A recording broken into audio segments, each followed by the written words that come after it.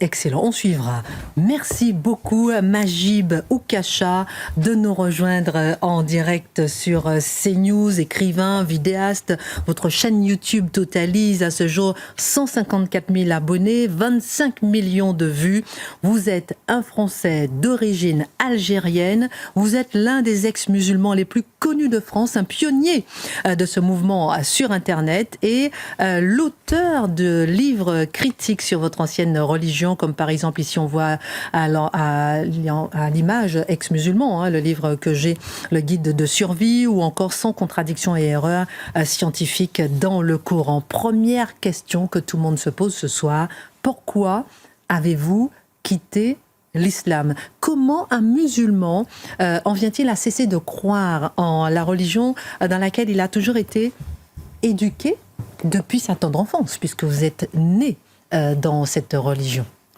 Eh bien, effectivement, j'ai cru durant les 18 premières années de ma vie en la religion islamique. Et j'ai quitté l'islam parce que j'ai compris comment on entre dans l'islam. La plupart des gens qui connaissent des musulmans ont dû se rendre compte que 99% des musulmans que vous allez rencontrer dans votre vie ont des parents musulmans. Ce qui veut dire que la plupart des musulmans le sont par éducation familiale depuis l'enfance, et les convertis à l'islam sont une exception statistique. Et moi, comme la plupart des croyants, j'ai commencé à croire en l'islam par crédulité éducative dans l'enfance, par mimétisme et par loyauté culturelle, et enfin par obligation tout simplement familiale, parentale.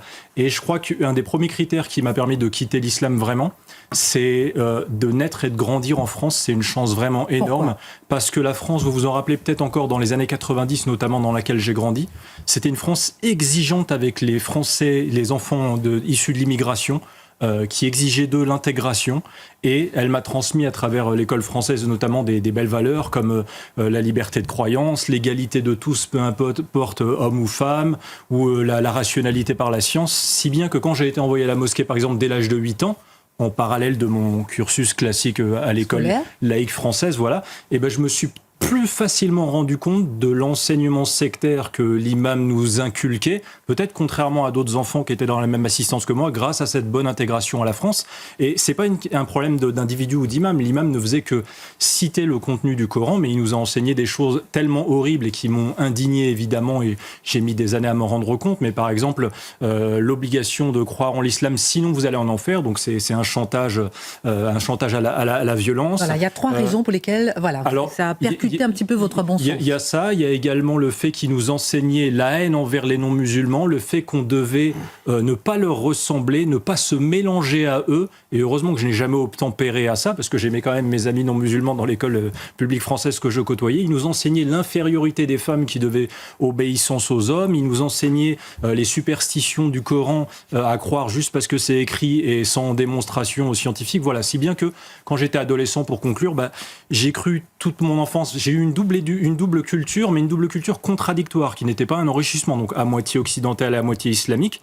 Et en m'instruisant de plus en plus sur ma religion islamique d'alors, je me suis rendu compte que je me sentais plus à l'aise dans la société française avec ses valeurs, et je me sentais pas à l'aise avec ce qu'Allah nous demandait à travers sa religion violente et liberticide, qui m'enseignait le séparatisme avec la société. Si encore une fois j'avais continué à gober et à appliquer l'islam. D'ailleurs, si vous rencontrez, pour conclure, des ex-musulmans dans votre vie, ou si vous en interviewez, juste sur cette question-là, en tout cas, si jamais vous en rencontrez dans votre vie, vous vous rendrez compte que la première raison pour laquelle les ex-musulmans quittent l'islam, c'est tout simplement parce qu'ils sentent un schisme, un désaccord entre eux et ce que leur Dieu leur demande à travers le Coran. On est indigné de se dire que dans le Coran, Allah autorise l'esclavage, sourate 70, verset 30. Il autorise la violence conjugale envers les femmes, désobéissantes à leur mari, sourate 4, verset 34. Il dit que ceux qui ne croient ni en les versets du Coran, sourate 4, verset 56, ni en Allah et le prophète Mohammed, sourate 48, verset 13, iront en enfer pour l'éternité. Comment voulez-vous qu'on adopte ce modèle culturel et qu'ensuite on ait un envie de vivre ensemble avec la France? Et je crois que c'est vraiment la clé du problème. Et je vous remercie de cette invitation, parce que en général c'est un sujet qui n'est jamais abordé et surtout je pense que ça explique à la fois la persécution et la chasse aux sorcières envers les ex-musulmans, et même sans doute des problèmes d'intégration dans la société française d'une manière générale, parce que je pense que la plupart des gens de plus en plus dans le monde et dans le monde occidental ont remarqué que quand l'islam s'installe, peu importe n'importe quel pays, c'est sans doute la culture qui pose le plus de problèmes dans le vivre ensemble, plus que n'importe quelle autre culture ou religion exogène, on va dire. Et un des problèmes qui est vraiment la clé, je crois, c'est malheureusement cette croyance que tous les musulmans ont, selon laquelle le Coran, c'est une spécificité qui est unique à ce livre, même comparé à la Bible et à la Torah, qui lui sont trop souvent comparées de façon abusive. Le Coran est censé être la parole d'un Dieu parfait de la première à la dernière phrase, donc ce n'est pas un témoignage humain, un Dieu qui ni ne ment, ni ne se trompe, et qui donne des lois valables en tout temps et en tout lieu jusqu'au jour du jugement dernier, donc encore valables actuellement. Et le problème, c'est que dans le Coran, Allah valide la persécution des ex-musulmans et des non-musulmans. Quand Allah dit par exemple il dit par exemple que les musulmans doivent cesser toute alliance avec les membres de leur famille, même si c'est leur père ou leur frère, s'ils préfèrent l'incroyance à la foi islamique. Sourate 9, verset 23. Il dit par exemple que les non-musulmans sont les ennemis des musulmans, les ennemis des croyances, sourate 8, versets 59 et 60. Il dit que les non-musulmans doivent être combattus car ils n'appliquent pas la religion islamique, sourate 9, verset 29. Il dit que les non-musulmans seront privés de paradis et iront en enfer pour l'éternité. Et donc, même si, heureusement, la majorité des musulmans en France n'appliquent pas ces lois mécréanophobes, et bien, malgré tout, c'est quand même un substrat idéologique, je pense, qui explique qu'une partie des musulmans, je pense, a un problème, fait une espèce de chasse aux sorcières, au moins intellectuelle, dans leur communauté, pas de tous, mais envers les libres penseurs parmi la communauté musulmane qui ont osé vouloir s'émanciper de l'islam. Je retiens cet esprit critique qui vous a permis d'ouvrir les yeux parce que vous étiez scolarisé avec une éducation nationale stricte pour l'intégration, pour l'ouverture d'esprit, le raisonnement. Je note ça et je note aussi que vous dites que c'est la religion en fait qui pose le plus de problèmes dans des sociétés. Question, est-ce que les ex-musulmans, je vous demanderai tout à l'heure, est-ce que l'islam peut être compatible avec la France et les valeurs occidentales? Mais d'abord, vous avez souligné le fait que c'est un sujet tabou, que personne n'en parle, que c'est très difficile de témoigner. J'imagine que vous êtes menacé, j'imagine qu'on veut vous faire taire. Est-ce que les ex-musulmans vivent en sécurité ici en France, pays de liberté? Alors effectivement, vous faites bien de le dire. Vos spectateurs, peut-être pour ceux qui ne me connaissent pas, doivent se rendre compte que je suis une exception statistique. Je suis un des rares ex-musulmans qui ose montrer son visage et témoigner publiquement comme quoi j'ai apostasié de l'islam sur Internet ou dans le paysage médiatique. Mais la plupart des ex-musulmans en France, et c'est anormal, même en France, pays occidental, pays de liberté, c'est complètement anormal dans le monde occidental en 2025. Ils n'osent pas dire publiquement qu'ils ont quitté l'islam.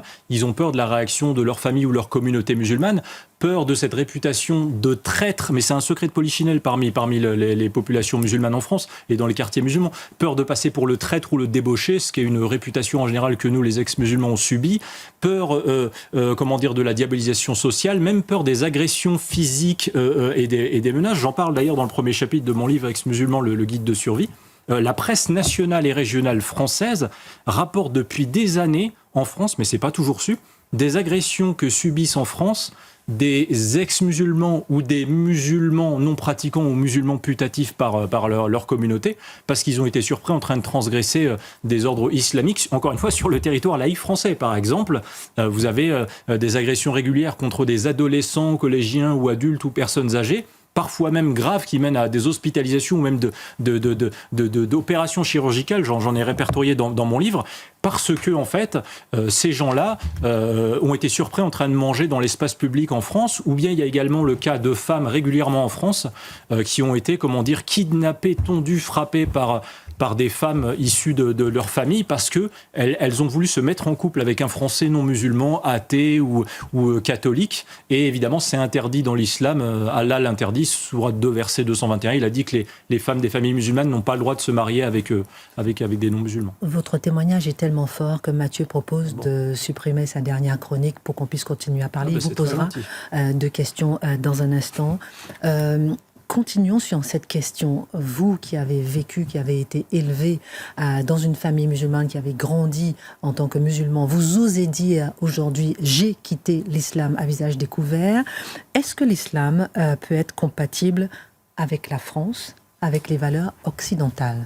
Eh bien, hélas non, puisque, comme je vous l'ai dit, Mais je ferai quand même un constat optimiste après mon propos, mais comme je vous l'ai dit... Vous n'êtes pas obligé, hein, vous sentez-vous libre. Non, malgré tout, il y a aussi un constat optimiste qu'on peut faire. Mais malheureusement, l'islam, à ne pas confondre avec les musulmans, moi je parle d'une idéologie, je ne parle pas des musulmans qui, même sans doute en majorité en France, n'obtempèrent pas ou n'appliquent pas toutes les lois, mais l'islam est irréformable parce que la croyance de base de tous les musulmans du monde, c'est que le Coran, de la première à la dernière phrase, est la parole d'un Dieu parfait qui ni ne ment ni ne se trompe, valable en tout temps et en tout lieu jusqu'au jour du jugement dernier, donc même valable encore actuellement. C'est la définition de Dieu, ça. De Dieu, ça. Pardon ? C'est la définition qu'on dit Dieu, en général, c'est la définition. En tout cas, oui. En tout cas, c'est pas un témoignage humain comme d'autres livres religieux, et ça a son importance parce que du coup, par exemple, je prends un seul dogme de l'islam, juste un seul, le plus cité dans tout le Coran. En centaines d'occurrences, il est présent dans le Coran, que ce soit sous forme de loi ou de narration historique.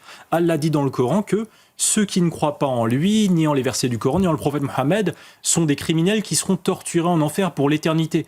Comment voulez-vous, moi, la liberté de conscience que j'ai apprise grâce à, encore une fois, l'éducation occidentale aussi que j'ai reçue en France, pour moi, c'est une base non négociable. Comment voulez-vous que le vivre ensemble puisse se faire avec une telle idéologie qui enseigne que ceux qui ne sont pas de sa religion sont des ennemis ?